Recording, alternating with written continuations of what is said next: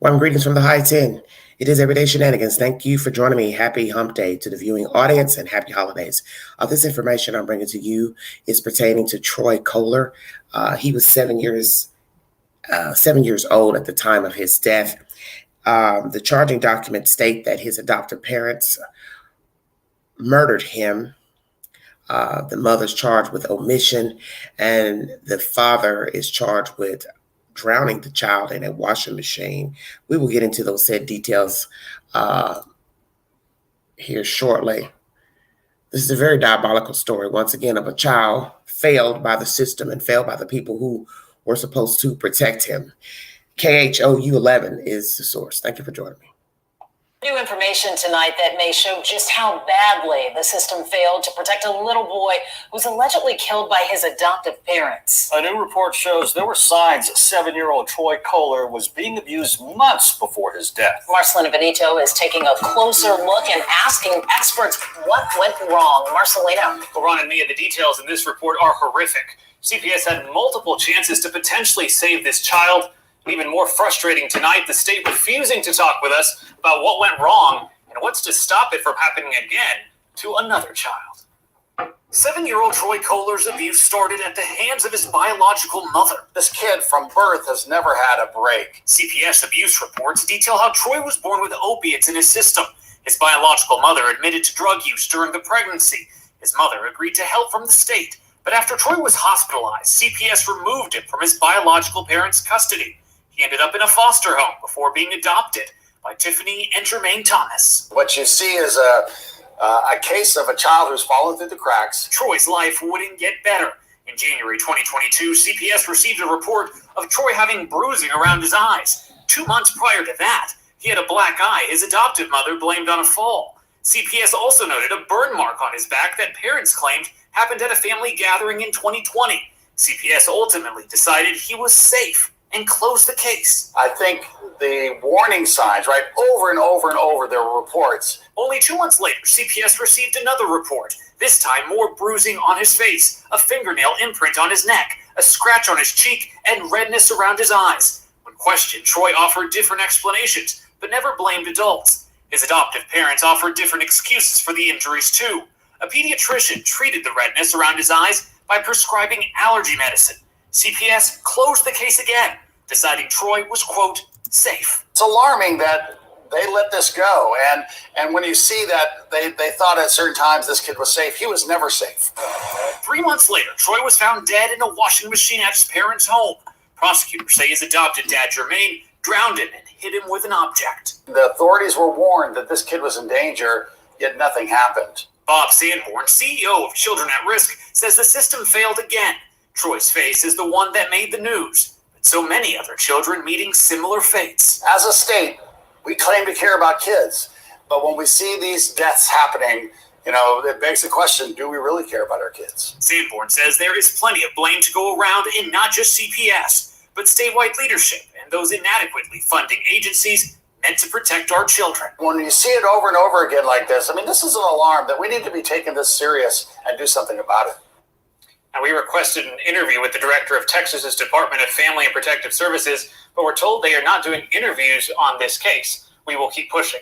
As for Tiffany and Jermaine Thomas, they are both due back in court in February. Back to you. KHOU11 is the source. I'm going to play another piece of that information. Let's go back 3 weeks ago when the adoptive mother went to court. KHOU11 is the source for that information as well. Hold on, you guys. Dead inside a washing machine have asked a judge to reduce a child found dead inside a washing machine. Attorneys for the adoptive mother of a child found dead inside a washing machine have asked a judge to reduce her bond from $150,000 to $10,000. For now, though, Tiffany Thomas will remain in custody. Prosecutors say she's getting mental health treatment in the jail, but attorneys want help from her private doctor.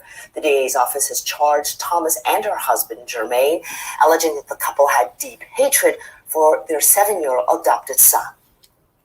Deep hatred for their adoptive son. Why? You took him in, then you have the nerve to go to court asking for a reduced bond. You got mental problems. Yeah. You got a problem because you don't want to be in jail. That's your damn problem. It's ridiculous. Just damn ridiculous. Houston crime. Boy found in washing machine abused from birth, CPS says. Note that these allegations were every other month in a file pertaining to this boy child, and the state closed the case, finding no proof of abuse. It is believed that the boy child did not tell the truth to investigators that he was being abused by his parents 9 times out of 10 out of fear. I wish he had spoken up. Perhaps he'd be alive today. This is a normal trend here in America, the abuse of children, whether it is by the biological parent, relatives, or foster care or adoptive parents. And what is sickening is that the children are already coming from a dire situation to only go in the hands of people that hurt them further and, or worse, kill them. Let's hear what they have to say about his life before being with these bums here. Thank you for joining me. Gives us more insight into the life of a 7-year-old boy found dead inside a washing machine at his family's home. Troy Khoeler's adoptive parents are now charged in connection with his death. This heartbreaking case all unfolded back in July. Sherman Chow joins us now. Sherman, what exactly does the report show? It shows a disturbing story of this young boy's life, but the adoptive parents who were supposed to rescue him may have abused him as well. Jermaine and Tiffany Thomas exchanged terrifying texts about their son. I'm going to put him in the stove and turn it on. And that was before they reported Troy missing, and his body was found inside the family washing machine. The Texas Department of Family Protective Services releasing its report today, showing in 2015, when Troy was born, his birth mother admitted to abusing drugs during the pregnancy, then physically abusing the baby. Troy was born with drugs in his system and had withdrawal symptoms. DFPS removed Troy and he was adopted. The next interaction wouldn't be until January of this year. School employees notified CPS the boy had bruises around the eyes, a burn on his back. Troy and his adoptive parents blamed accidents, other children. DFPS found that the risk assessment was considered to be low. Then 2 months later in March, CPS called again. Troy had bruises, scratches, and a fingernail mark on his face. Troy blamed falls and a cousin. DFPS found that the risk assessment now was moderate. Then in July, a few months later, deputies found Troy in the washing machine. His body was badly bruised, welt marks on his back, and water in his lungs.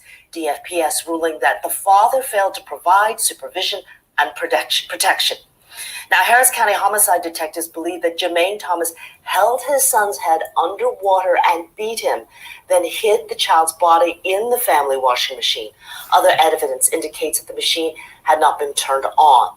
Jermaine Thomas is charged with murder. His bond is set at $2 million. Tiffany Thomas is charged with injury to a child by omission. Her bond is set at $250,000. Guys. All right, thank you so much, Sherman. KHOU 11 is the source. So you get more descriptive detail finally after months of this case sitting on the books and wondering if these people are going to be charged and what the autopsy showed.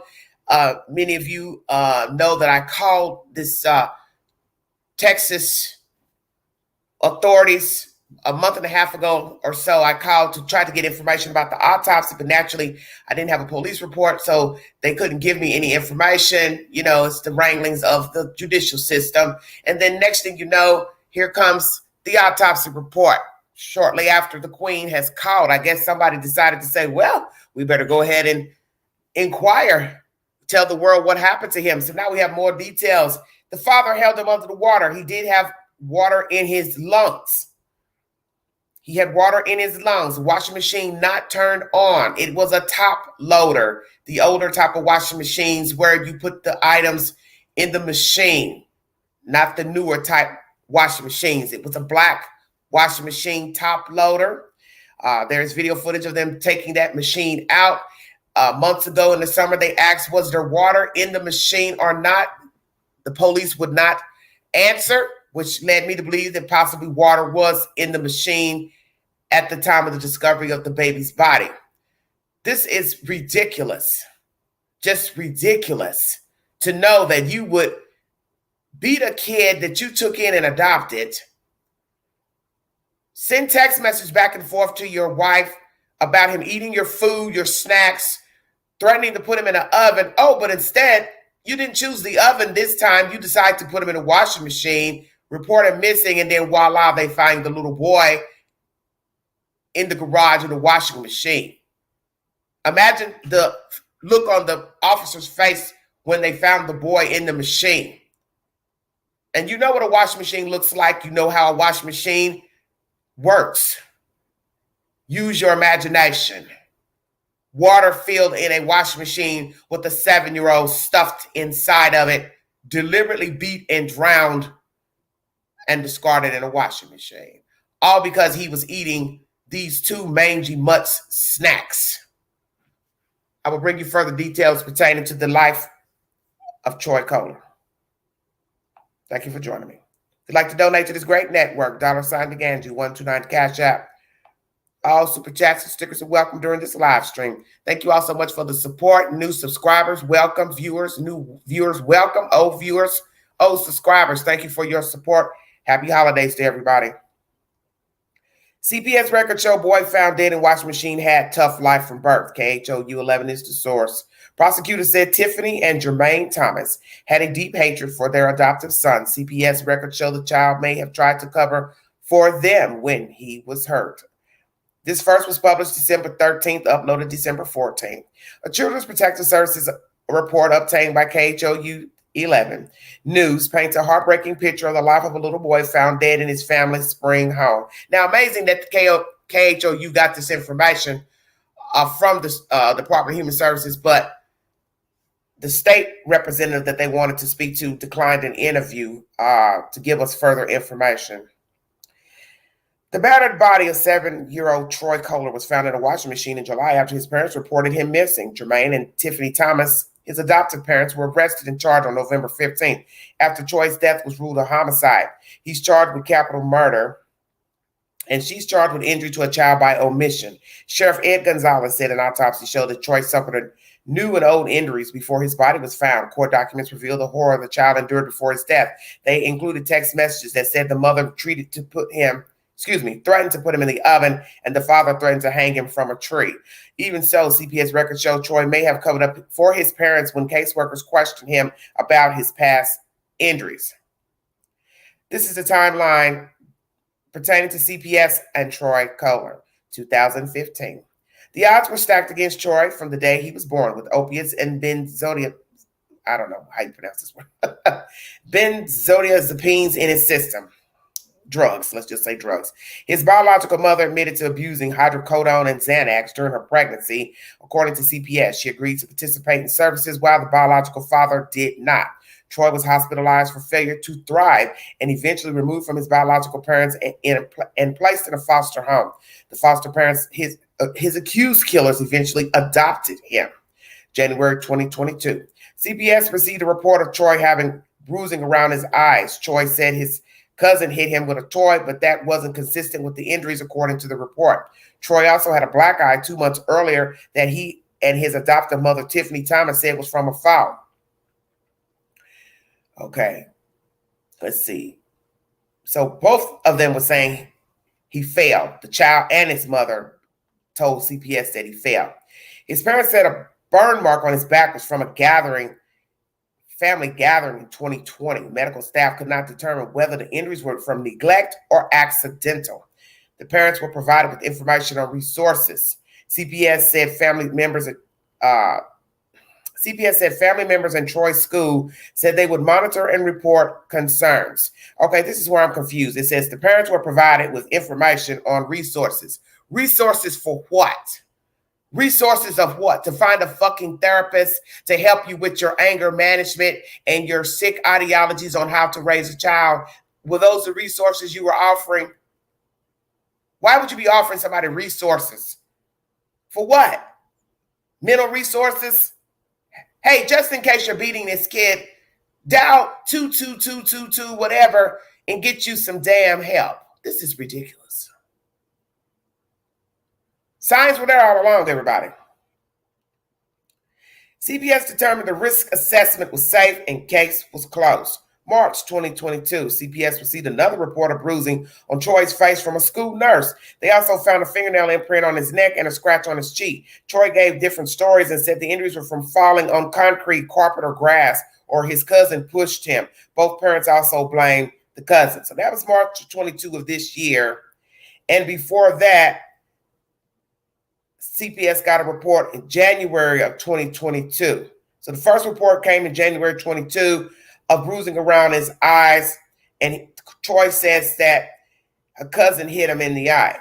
Then, of course, 2 months later, another black eye, and he and the mother are both saying he fell. So now we go to March 22. A nurse is noticing bruising on Troy's face, the fingernail imprint on his neck, and a scratch on his cheek. The child is now making up excuses about falling, carpet, grass, blah, blah, blah. His cousin pushed him. Both parents also blamed the cousin. Troy told CPS that his father tried to break his school-issued Chromebook, according to the report. Interesting. Now, the child is now deciding to tell CPS that this man is messing with his computer.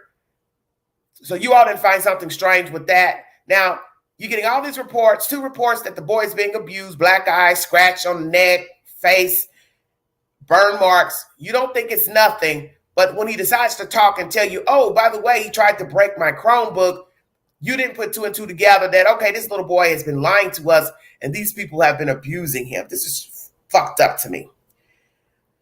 Okay, so after the Chromebook incident, after the family was provided services, CPS determined the risk assessment was moderate and the case was closed in May. Now, fast forward to July 28, 2022. Months later, Troy's body was found stuffed in a washing machine. Deep hatred. Warning, the details revealed below are graphic. Court documents revealed new details and said the couple had a deep hatred for the little boy they adopted. According to court documents, Troy's adoptive father intentionally and knowingly caused the 7-year-old's death by submerging his nose and mouth underwater and hitting him with an unknown object. Court documents also said the boy's adoptive mother intentionally and knowingly caused bodily injury by hitting Troy against an unknown object. Now, what does that mean?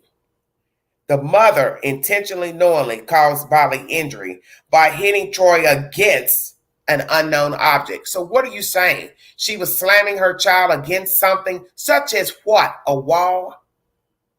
What? A wall, a table, a washing machine, a stove? Enlighten me. When deputies pulled the little boy from the washing machine, his arms and legs were warm, but his body was cold. Interesting. So that would show you that, yes, his head and upper body was in the water while his legs dangled outside of the washing machine. Stay woke. They also noticed blood around his nose and a large bump on his forehead over the right eye.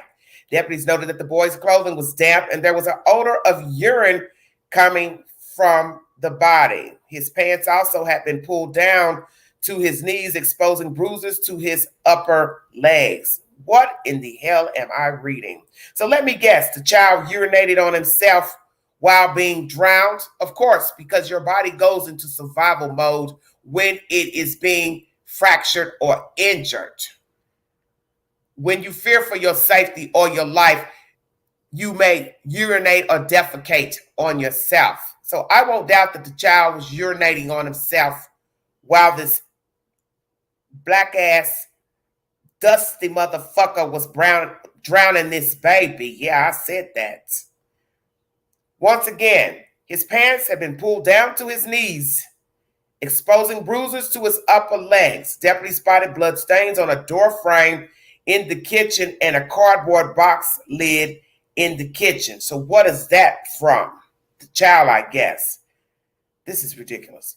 Investigators reviewed a text message thread between the couple, which revealed that the adoptive mother threatened Troy by telling him she was going to put him in the stove and turn it on if he did not admit to eating her oatmeal cream pies. The adoptive father responded, "I need to get the locks. I'm going to end up killing him. You're going to come home and he's going to be hanging from the tree outside." Another message from Jermaine Thomas said, I'm for not doing expletive for his birthday. I'm so sick of this boy. Like, I'm really tired of him and I don't want him in his house no more. Court documents also revealed that there were 2 investigations by CPS prior to Troy's death. The investigations were initiated by school employees who spotted suspicious injuries, including blackened eyes and facial bruising. On July 28th, Khoeler was reported missing from his home before he was later found dead at the same home on Rosegate Drive in the Burnham Wood subdivision in Spring. And this is Texas, for those who are familiar, who are curious to where this location is, Spring, Texas. Investigators said that Thomas called 911 in the early morning hours of July 28th to report him missing. Jermaine Thomas said he could not find the 7-year-old after returning home just before midnight the night before. That's when he said he noticed his front door was unlocked. It's just that I came home, I was fixing to walk in the door like right now, he said. See, this is how Queen knew he was lying. I don't have my keys, but I put my keys to the door handle and then it just opened. Anything else after that, I don't know. Yeah, okay. Just a few hours later, Precinct 4 deputies found Troy's fully clothed and lifeless body inside the washing machine. Let's go back in history. The articles below are pertaining to Troy. Parents of 7-year-old Spring boy found dead in washing machine released after questioning. They released him because obviously they couldn't tell how the boy got in the machine, if it was accidental or on purpose. So they released these 2 mutts after finding the boy in the machine and questioning them. And the nerve of this woman to go into court asking for a reduced bond from $150,000 to $10,000 or whatever. So what did you want to pay, $100 to get out of jail? What are you saying? Because 10% of $150, okay, is over $10,000. So you want the judge to drop $150,000 bond to a $10,000, so you could just pay what, $100 to get out, when you're sitting here sending text messages about your son, threatening to put him in an oven, mad because he's eating your oatmeal pies and your snacks, you and your husband with your fat ass. You sitting up here worrying about some fucking cream pies. Your ass need to been getting up losing some weight. Now you sitting up in the damn jail acting like you crazy and you need some mental help. Well, it's too late for that. It's too late for that. Because I don't know if you were home or not when he killed the baby. And that's what's so interesting about this story when we go back in time to the father talking to the news with his cooked up story. He gave the news about putting the key in the door. And you see, I don't got my key right now, but like he was demonstrating how to put a damn key in the door. We know how to put a key in the door, dude. That's why I knew he was guilty. The interview with the news told me everything I needed to know. He was looking all around, looking down at the ground, and basically looking at the cameraman like, and the reporter like, do you believe this story? Because I don't believe it, and I'm telling it, and I know I'm lying. Thank you for joining me. 7 years old, born to a drug addict mother, father too. Guess both were using drugs when he was a baby. They were offered help. They did not comply. Obviously, CPS was watching at that time to see that Troy was not getting what he needed, and they removed the child from his biological parents. And he went to live with these 2 mutts who later killed him. Something's got to change with DHS because you all need to hire more workers and you need to hire more investigators. That's your problem why you have these issues. You don't follow through. And see, you get a difference of opinion per case because every case isn't the same. A lot of people like to judge DHS and say they don't get a chance. Well, you see, this mother, she had a chance. The biological mother, they let her keep her kid when they saw she had a problem. And I believe the boy had opiates in his system at birth, so his parents still got to keep him. If I am saying that correctly, if I go back up.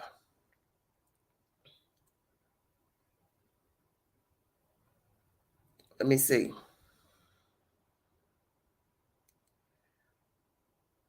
Yes, right here it says he was born with opiates and this benzos such and such in his system. His biological mother admitted to abusing hydrocodone Xanax during pregnancy. She agreed to participate in services while the biological father did not. Troy was hospitalized for failure to thrive. So obviously he was a baby at this point and eventually removed from his biological parents and placed into foster care. Point blank. So the biological mother and father had a chance to do right by the child and they did not. And I do not know what age he was when he went with these people because the first CPS report, I believe it's January 22 this year, the first of 22. So he was born in 2015 to a drug addict father. Couldn't thrive and put in state's care after, I guess, the parents did not comply with getting help. And then he goes to these bums, and CPS see that he's being abused and then offers this woman help, which makes no damn sense to me.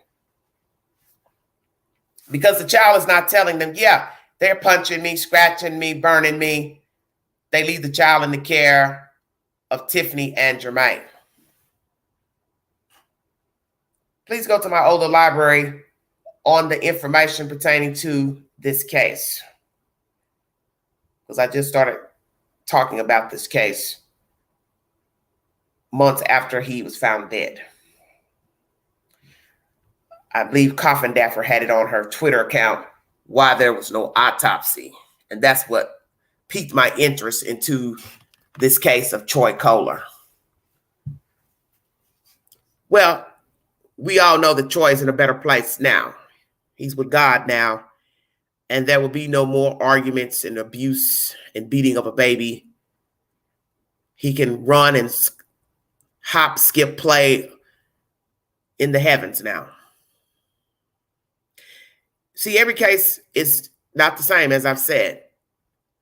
And you can judge the Department of Human Services a multitude of ways, because, as I said, some cases they give people chances to keep their children. Then they take their kids, and then those will be the same ones crying and moaning, oh, they took my kids, they didn't do this, they didn't do that, because every agency is different. Every worker is different. Every supervisor is different. In the end, it's the judgment of one human being or two, or however many. Naturally, the state's not giving any commentary, the person that they reached out to for this interview, because they rarely give you commentary. They may release the reports, but it ain't good enough because the boy's dead. And who's going to rally for him now? No parents, no adoptive parents, no nothing. Who's going to rally for Troy Khoeler? Who's going to stand up for Troy Khoeler? And the mother has the audacity to take her oversized ass into court wanting a reduced bond. No, honey, you don't get a reduced nothing because you knew of the abuse. You were abusing him. It says in this article you were beating him up against something, some type of object. So you and the husband were taking turns beating a 7-year-old boy. Now, could he have been rambunctious, hyper, possibly got some mental defects, ADHD, possibly? He was under the influence of drugs in his mother's womb. So he probably does have some issues. But you had to have known all that before you took him in. And if you took him in before adopting him, you had to see the signs that something was possibly wrong with the little boy, if at all. And naturally, this is no blame on the child. But the point is, I believe you had ample enough time to decide if you wanted to keep this kid in your care before adopting him. So why did you adopt him? Let me guess. The state of Texas gives a stipend to people who adopt children from foster care, such as the state of California. Is that why you adopted him, Tiffany, Jermaine? I think it's interesting that you all don't have any children that we know of. No children have been mentioned that you had any biological children. Thank you, Jesus. Jermaine, do you have any children by any other women? I'm curious. I knew something wasn't right with you in that interview. I looked at you and I said to myself, this Negro is lying his ass off. He is lying his ass off. Let's go back to that fateful day. Let's go back to that.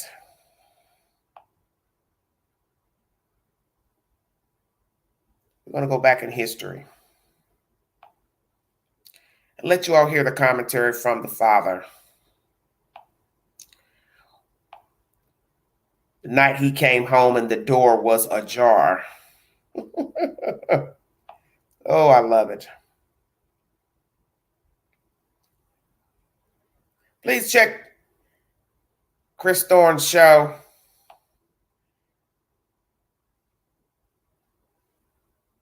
Chris is also discussing this case on his channel. I got to go back a little ways. Thank you for joining me. Well, Frog, the point is, when he was asked if these people were abusing him, you should know that if he told them, yes, they're abusing me, they would have removed him out of the house right then. Because he eventually told them that the man tried to break his computer. And even though you see they still let him stay there, but I would hope that when they were first asking him, who's hitting you, who's abusing you, how did you get these bruises, I would hope on that first round he would have said, yes, they are. And then they would have removed him right then. But what you have to ask yourself is, where are they asking him the question? Because if they're asking him the question right there in front of them, that's not going to work. Of course, he ain't going to say, yeah, they're beating me, they're hurting me. Even though he's not thinking logically as a 7-year-old, oh, if I say this, they'll remove me while I'm sitting here with them. That's why you don't ask children questions in front of the adoptive parents or the foster parents. You take them outside or in another room and say, hey, are you being abused? Are you being hit? And then you go from there. Hold on one second, you guys.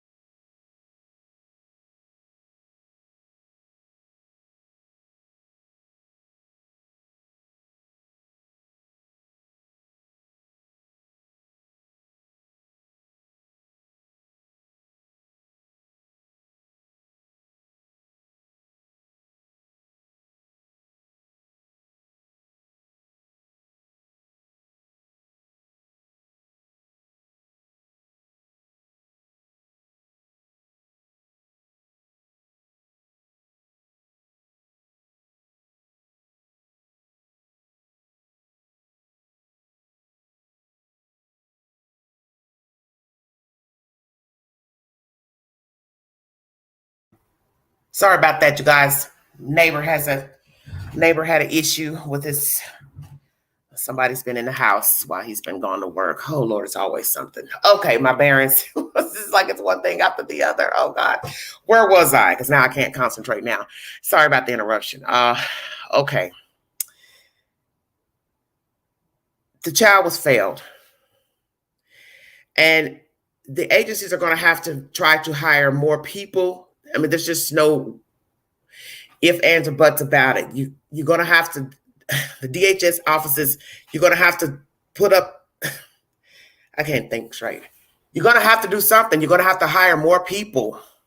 You're going to have to hire more investigators because you can't expect certain people to be social workers, paper shufflers, and also investigators. So there needs to be a division of what each person does. One person supervises cases. Then, of course, we know that they have different people, agents that do, things like medical, food stamps, all that. Used to be a worker would do all that, but now they've divided that. So all this needs to go into divisions. One does medical, one does food stamps, one does child cases, abuse cases. Then there's an investigator that goes out. You need to hire seasoned people who know how to ask questions, know what to look for, signs of deception, signs of abuse of the child. Keep them monitored. You need to be doing pop-up visits where you do not call and let them know you're coming over. That is one mistake that you just don't make. You don't ever call a person and say, hey, I'm coming by to check on you, check on the kids. Or if they're taking care of the elderly, hey, we're going to come by. And everybody knows you got time to clear and clean up stuff. Make things look nice and pretty and comfortable. First time you get an allegation of abuse, neglect of any kind, kids left alone, it's all the same. Show back up unannounced. Sit in the car and watch. Detectives do it all the time. When they're investigating a crime, I don't give a damn what the crime is, theft, fraud, whatever, they watch. That's their job. They don't just go out and ask people questions and bang on doors. They sit and they watch. I would do the same if I was investigating child abuse. I would pull up to the house and I would sit and watch. I'd look at everything. I'd look and see who's coming and going. If the children are outside, I'd watch to see how long they sit outside if they're unattended. That's what an investigator would do. Watch the house. Watch to see who's coming and going. You look at everything. If it's a house, you look at the property, how it's kept up. You go inside, you look at how it's kept up in the inside. You look at all the rooms. You look at the backyard.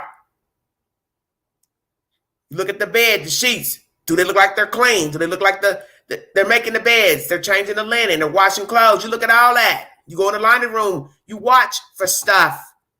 That gives you an idea of what environment the child is in. You go in the refrigerator, see if there's food in there, food in the freezer. Hell, you don't see no food. You already know what time of day it is. Okay, they ain't feeding nobody. They ain't feeding no kid. Ain't nothing else to talk about.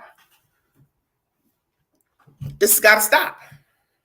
The state is going to have to step up and hire seasoned people for each department to do different things. Because as I said, I don't see a paper shuffler walking out in the street going to the homes. So you hire investigators to do just that specifically. They go back and assess the situation. You're going to have to do something. Because these stories are getting old. It is one thing to have somebody rearing their own child and abusing them, and people are calling the state, and nothing gets done. Now you have kids who are already in the system being fostered and or adoptive, and then they go missing or dead or abused. This can't go on. And these two are mutts. These two are absolute mutts. Because I'd like to know how long Troy was in their possession as a foster child / adoptive child. How old was he when they got him? Have they had other children in their possession?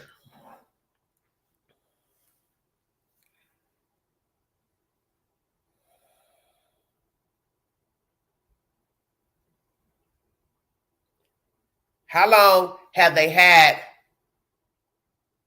the child in their possession? How many other children have they had in their possession? How many foster children have they taken in? Do they have biological children themselves?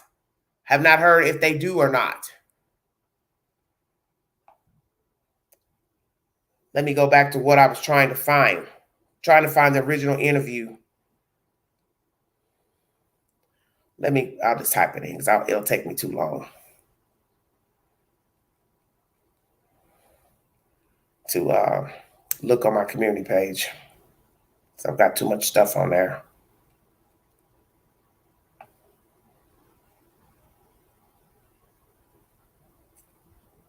Four months ago, this was the adoptive father's interview, Jermaine Thomas. Thank you for joining me.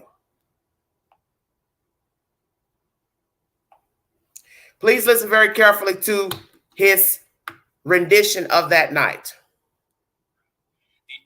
Thank you so much for that. 6:32 now. The latest on this heartbreaking story from spring where a 7-year-old boy was found dead in a washing machine. This was after his parents reported him missing yesterday morning. Rochelle Turner live with what the boy's adoptive father told us late last night when he arrived home. Rochelle?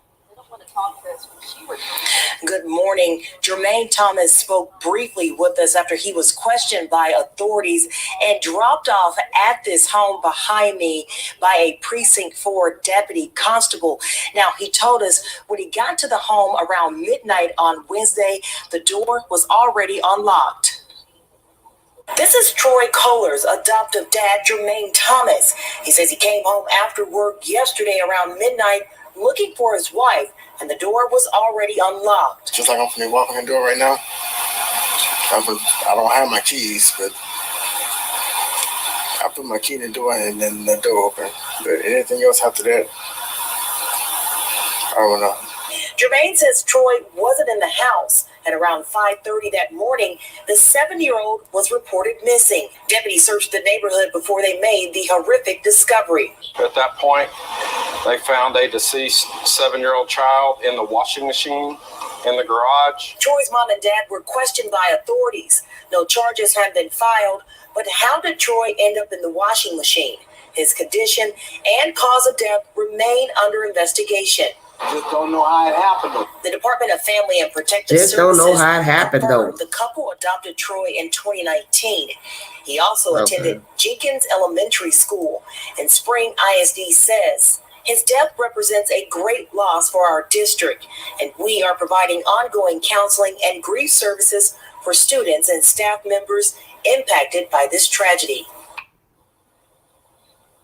And so many questions surrounding this investigation. Today, we're hoping to learn a little bit more about what happened to little Troy. As soon as we find out more information, we'll be sure to let you know. Reporting live from Spring this morning, I'm Rochelle Turner, KPRC 2 News. Rochelle. All right, this is Channel 2 News, Houston, KPRC, if you need verification. So the father was being dropped off by a deputy at the time of this interview. It was nighttime, and camera people are standing there, and he basically is saying, well, just like I'm getting ready to go in my house now, I don't have the key. I put the key in the door, it was unlocked, and I don't know anything after that. But when you watch this interview, you'll see he was looking down to the ground and cutting his eye at these people to see if they believe the version. I knew something was suspect when I first watched this a month or so ago, that something was off with this father's account of what happened. I knew he was lying, because when you go back to my earlier videos on this subject, I bring you a timeline and it doesn't add up to his rendition of going in the door, looking for his wife after midnight, then looking for the son at 4 a.m. Why would you be looking for a 7-year-old at 4 a.m. in the morning? So did you call your wife? Hey, honey, where are you? Why aren't you home? Hey, the door was unlocked. Hey, where's the kid? See, the sequences never made sense. He goes home, door unlocked, can't find his wife, never says that he called her or didn't call her, didn't see the child, obviously, but then says they reported the child missing at 4 a.m. And then the wife shows up hours later when the deputies get there to look for the child. But we didn't know if the mother was coming or going or where she had been. And even to this day, I have not heard one news source say where the mother was when the father allegedly came home. So you don't even know what's the truth. Did he actually go to work that day of the child's death? Were he and the mother home at the time of the child's death? What is the approximate time of death for the little boy? He was also seen playing outside by himself, I believe a day or two beforehand, playing hide and go seek. So the child was known to play by himself. And this mysterious cousin they keep implementing in the charging documents of the report of abuse, of the abuse report. 1 minute the little boy is saying the cousin hit him, hurt him. The mother is also saying it. So is this other cousin known to abuse the child? Because I find it funny, this cousin kept coming up in this commentary I brought to you by the news. He was a known source of blame. Did the child also hurt the little boy? Play too rough? Who is this cousin and how old is he? And where are his parents? What do they have to say about this dead kid now? Because I would feel some type of way hearing my child is being implicated in hurting another child, whether it's the truth or not. I'd be trying to ask questions like, well, which cousin are you all speaking of? Because my child goes over there and play, or he comes over to our house, I'd be asking some questions. Well, who's going to ask her questions now? Because now Tiffany's locked up and Jermaine's locked up. They had a house. I believe they had 2 cars. So now the house and cars are falling. No home. Who's going to be responsible now for your belongings? Not that it mattered, but I'm curious because they did have a house. You've given up your whole freedom off of a kid that you accuse of eating your snacks. I want you all to listen to that very carefully. What food would forfeit their freedom because their adopted child was eating their snacks, their food? He did live there. He had a right to eat out the refrigerator, the cupboards. And we know children will consume more junk food if it's there, such as an adult. Adult will do the same. So long as you got snack cakes, cookies, pies, potato chips, why would they not eat it? As someone once said to me, well, I'm eating it because it's here. So they're letting me know, well, you got it here, I'm going to eat it. Well, it's the same with a kid. He's eating it because it's there. So were they hiding food from the little boy? I'm curious. Were they hiding food from this 7-year-old child? And that would be sad that you have to hide food, of course. But as I said, children will eat and munch because it's there. It's just common sense. But how does it go from a child wanting to eat snack cakes or eat too much junk to you murdering the child? You have to teach your children what they can and can't have. You don't kill them. Hey, you can't eat 4 or 5 snack cakes. Can't have 4 or 5 soda pops. You teach your children these things. But you don't kill them because they have an appetite for snacks. And then one would wonder if they were feeding the child properly. Was he getting nourishment from this house? What all was going on in this house? Obviously, there were no hugs, no kisses, no love, no pat on the back. You're doing a good job, because they're too concerned about him eating up their food. So that means they didn't have any business having kids, because kids are going to eat. It's just the way it goes. And some will overeat. We know this. But it's up to the parents to set guidelines for a healthy diet for their children. But you don't beat the kids or murder the children. And it's sad to know now that he put the child's nose, mouth in the water. Legs were warm, but upper body obviously cold from where the child was submerged in the water. The child did have water in his lungs. They mentioned that. And I'm wondering if maybe the mother told it, because there were months that went by before the autopsy results were released, and we got this news story in November. And July is a long time. August, September, October, November, 4 months. No information about this story and the death of this kid, how he died, how he got in the washing machine. You also heard a neighbor speaking in this commentary. Don't know what happened, how he got in there. Well, we know now, sir. Your neighbor, Jermaine, beat the kid and put him in the machine. Submerged his face in the water. The boy drowned. He drowned a little boy, his own adoptive son, for a stupid reason. So I'm wondering if that's the only thing they accused the boy of, was eating too many snack cakes. Was he disruptive to them? Did he talk back to them? What all would they have to say about this child that led to his death? Unwarranted death of a child. Naturally, nothing they could say would make any sense, any logic. But you'd be surprised at things that people will say about a person after they've murdered them. Because that's the whole point. They have a sick ideology. And these two have a sick ideology.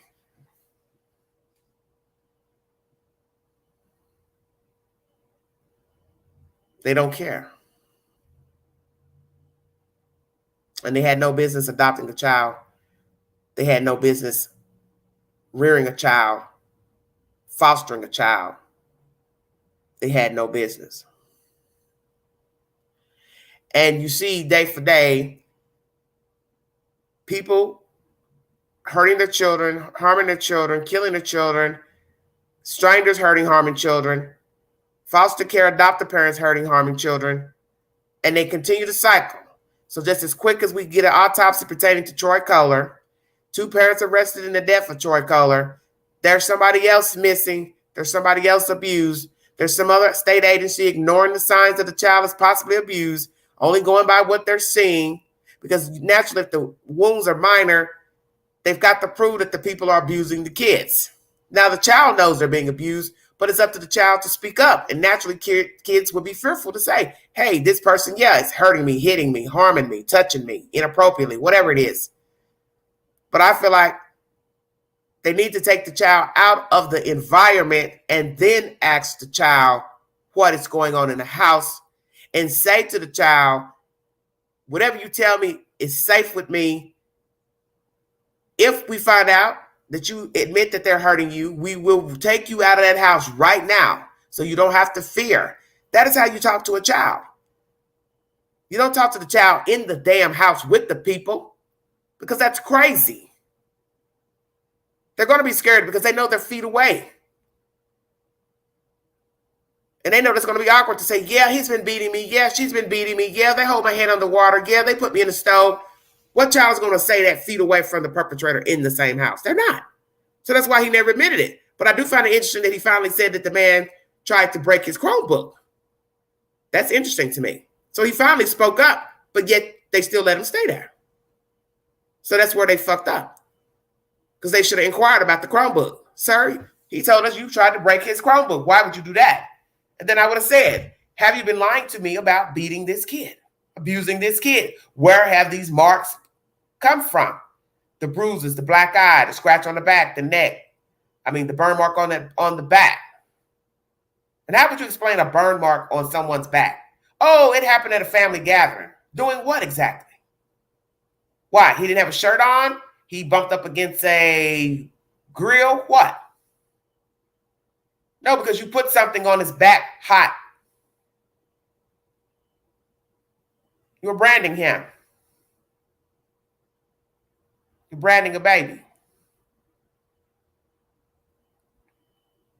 And they should have taken him to the emergency room and had a physician examine the burn mark and let the doctor make an assertion to how the burn mark got on his back. So I'm curious, did they take him to the doctor, DHS, when he had the burn mark on his back?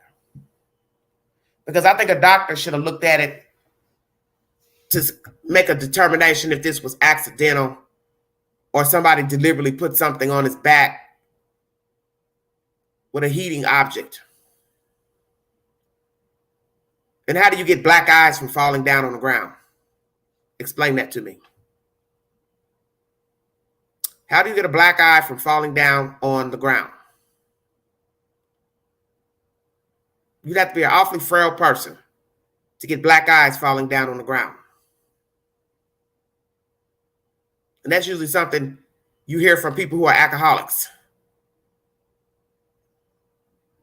They possibly tend to bruise easily when they're frail, underweight, and they're falling a lot. So the system needs revamping. More social workers, more intake workers, more people trained on what to look for as far as physical abuse, conversations, demeanor, tone, voice, all that. And more investigators to go out in the field to assess the home, to see how the children are living,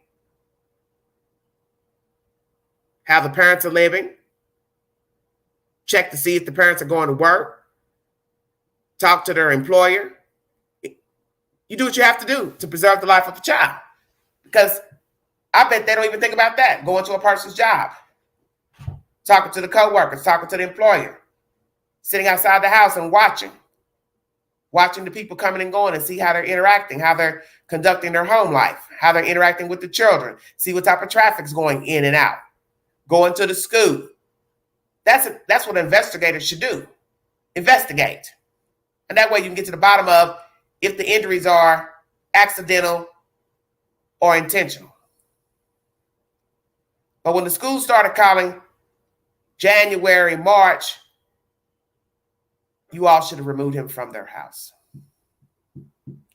It didn't matter about Troy's version, Tiffany's version, or Jermaine's version. The state of Texas should have removed the baby out of the house, because I commend the school. Finally, somebody stepped up and did the right thing and called. Because sometimes an outsider can tell you more than what an insider can tell you. Because they're seeing the child come to school every day.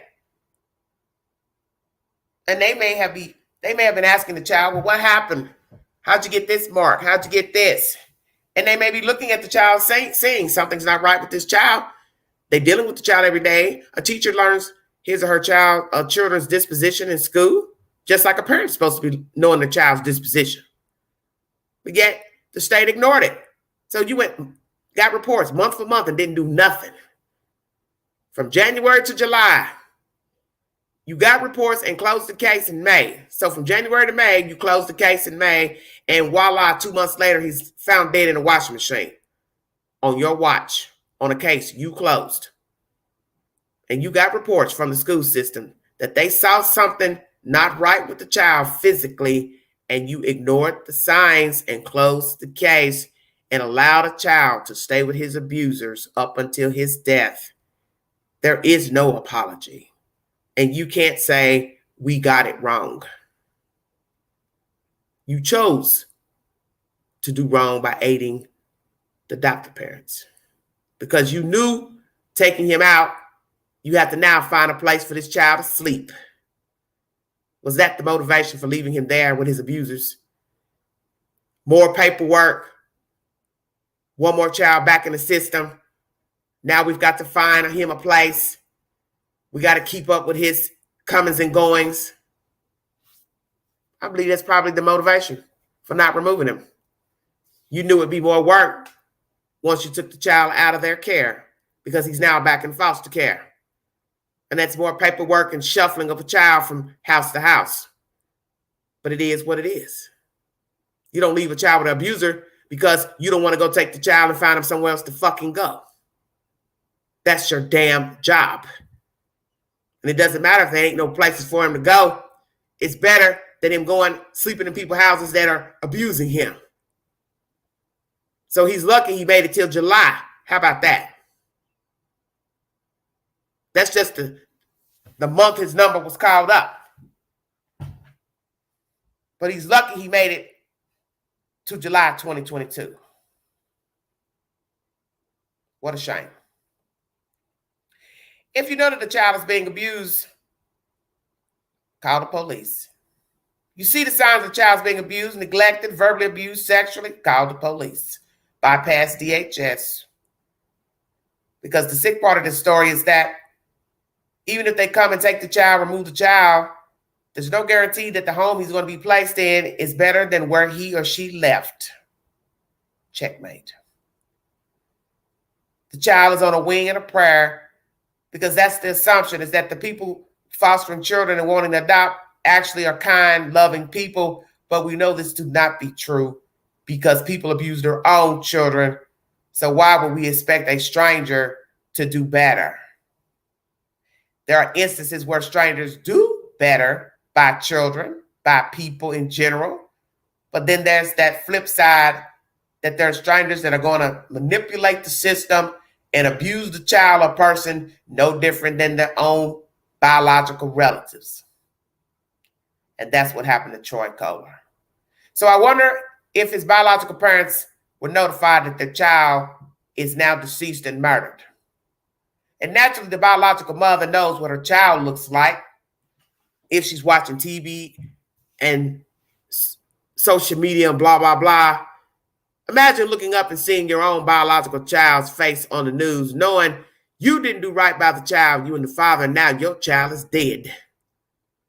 Because one, you couldn't get it right, and the people that adopted him couldn't get it right.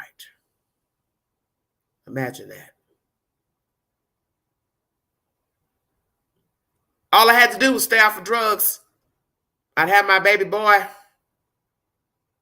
sap-ass mama, sap-ass daddy, now 2 sap-ass adoptive parents in jail, and 1 dead kid. All trifling. What are the odds? What are the odds? And who do we pray to now? Because we can't go slap the mother on the back. Sorry about your baby that you abused and got high and carried him around in your womb high. And then the state gave you a chance to keep him and you still kept getting high, you and the baby daddy. Sorry for your loss. Can't call Tiffany and Jermaine because they're the ones that killed the kid. So who do we pray to about him? Who do we give our condolences to? Where were the grandparents at for the kid, the biological grandparents? See, this shit goes deeper than just a dead kid in a washing machine and 2 black mutts in the damn jail. Where were the friends, the family? Why could anybody take him in that was biologically related to him? Where are those grandparents, uncles, aunts? Where were they? Where were the motherfuckers related to the adoptive parents? You mean to tell me you didn't know that something was wrong with this kid? Did they ever have company visit? Did they ever take the little boy to functions, parties? Nobody saw any abuse, no neighbors, nothing. This is why we have these problems, because you all don't want to say nothing. You're too scary. Shaky Jake, Shaky Jane. Oh, it's not my problem. I want to get it. It ain't got nothing to do with me. It ain't my kid. It ain't my grandkid. Don't concern me. Until it's your turn. Then you want everybody to feel sorry for you because you got some jacked up shit going on in your life. Well, who cares? I don't have to care. You don't care about others. Why should I care about what you're going through? See, that's the problem. No empathy. You people have empathy only when it's pertaining to you. You want the world to feel sorry for you when the story is about you. But when it is somebody else, you don't give a damn. Because as somebody told me recently, ain't got nothing to do with me. Ain't my family. I don't care what's going on in Idaho or Savannah, Georgia, or around the world. It ain't Knoxville. Don't concern me. Who cares? I know you don't care. So what you should always tell yourself, since you don't care about other people, that when you do have a problem, don't tell Queen about it. And don't tell nobody else. Take it to the Lord. Let him work it out for you. Thou shalt not complain. Since you don't have no damn empathy for others, then keep your damn problems to yourself. How about that? And that's what the world's about now. Nobody cares about what you're going through.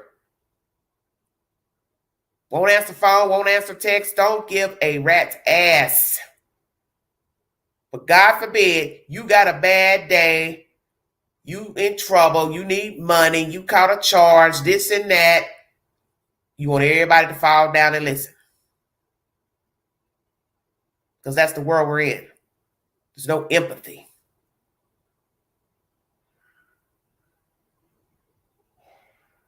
We're in a jacked up world, man. I noticed something today that was strange to me. I noticed a child being escorted home by the police today, and I tried to figure out, why would a police officer be escorting your child home? So I used deduction. Either your child has been running away, getting in trouble at school, or your child's being bullied at school. Which is it? And this is one of the latchkey kids where the mother stays gone all damn day and night on a job, allegedly, and leaves her girl children alone for hours, from early evening to wee hours. And you don't have any fucking idea what your kids are doing or what they're into. And God forbid the wrong person comes in your house and assaults your kids burn the fucking house down. You won't know because you're at work. And then lo and behold, Queen's looking out the window and sees a police officer letting out a child. And the first thing I thought was, why is this officer escorting a child home? And this is what the officer says to the child, because, Queen's ears were open. Now, make sure you call your mother and let her know you're home. You got your key? And the child says, yes. Then the child went on in the house. I said, what kind of shit is this? What kind of shit is this? Why is a police officer escorting a child home? Hundreds of kids going into elementary schools, a high school in my jurisdiction, but your child is the only child that I've seen or heard being escorted home in a police car. And I'm trying to understand why. And I've never seen this done, except for on television, in a movie. Never in real life. Anybody have any ideas? Anybody have any ideas why a police officer would be escorting a child home at 2:45 in the afternoon? Please enlighten me. First thing I thought, well, must be some smoke in the city pertaining to the kid. The kid's got themselves in some type of trouble or something's going on at the schoolhouse, because I see kids walking home every day from school, from elementary to high schoolers. So I'm trying to understand, why was this child being escorted home by the police? And he's so concerned that she's getting in the house. And, oh, make sure you call your mother. That led me to believe that something happened at school, or something happened outside the school.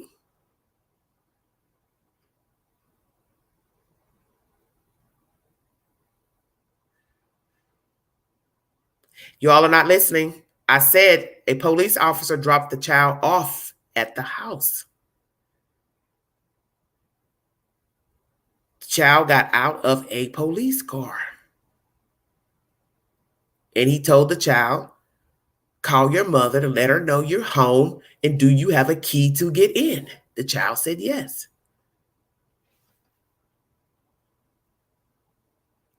That's my commentary for this afternoon. Thank you all for joining me. Like, share, subscribe. Welcome new members, subs, people in the viewing audience. If you see something, say something. Be a part of the solution, not the problem. God bless everybody. Happy hump day. Happy holidays. Be aware of your surroundings. The mother doesn't pick up the kids. They walk home from school. Y'all not listening. I said, I see kids walking home from school every day. The kids walk home from school every day. So it's strange to me that a police officer would be dropping the kid off.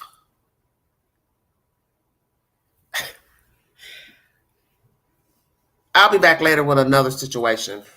Thank you all so much for listening to the content. Thank you for those who joined me last night in that long live.